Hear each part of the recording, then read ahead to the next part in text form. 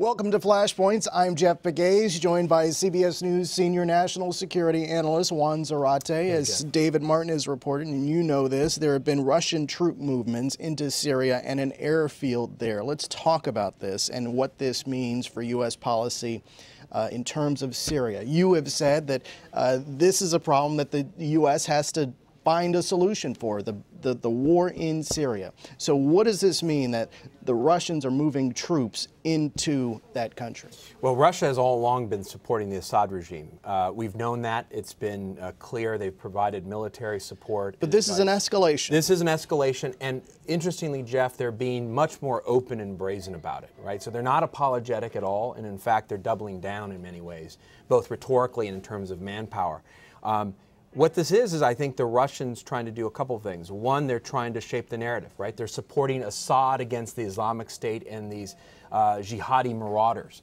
And so they're forcing the U.S. to come to grips with what's happening from a Russian and an Assad perspective. Secondly, I think they're trying to build leverage as they realize that the United States and the rest of the world is going to try to come to some sort of political accommodation in Syria. Those are the signals that have come from Secretary Kerry. That's clearly what the direction is if there's going to be a solution in Syria. And so the Russians are very smart. They're going to increase their leverage and their power and their presence. Keep in mind they have an interest in not just the Assad regime, a longtime ally, but their base, their naval base, which gives them an entree to the Mediterranean. And they clearly want to remain a player there. The challenge here is how do you ensure that this doesn't create additional conflict between the U.S. and Russia, miscalculation, for example, between our air forces? Well, how much is Putin concerned about that? I mean, we've seen escalations in the Ukraine, for example. So what kind of response do you think he's anticipating from the U.S.? Do you think the U.S. now has to go the military route as well and introduce troops of its own? Or what are the options here for the administration? Yeah, the U.S. is not going to introduce troops full force the way the Russians have into the Syrian conflict. Why not? Well, the Obama administration has made it clear that they're not going to.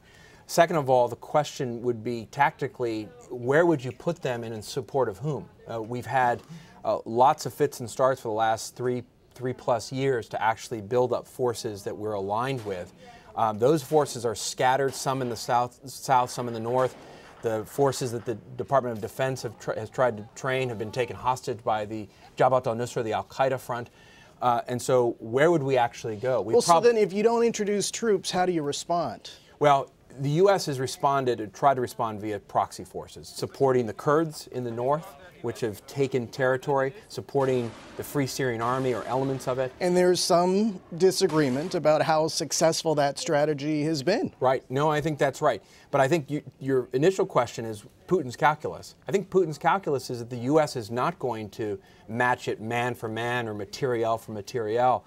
He realizes he can push the envelope and not only build his leverage, but perhaps even change the narrative on the ground. He knows that the U.S. has limits. The challenge for him, though, is the U.S. isn't going away. The U.S. is going to apply its air power. It's going to continue to supply its forces. If this humanitarian disaster increases, there's going to be calls for a safe zone, which will implicate taking broad swaths of territory sort of off the map militarily.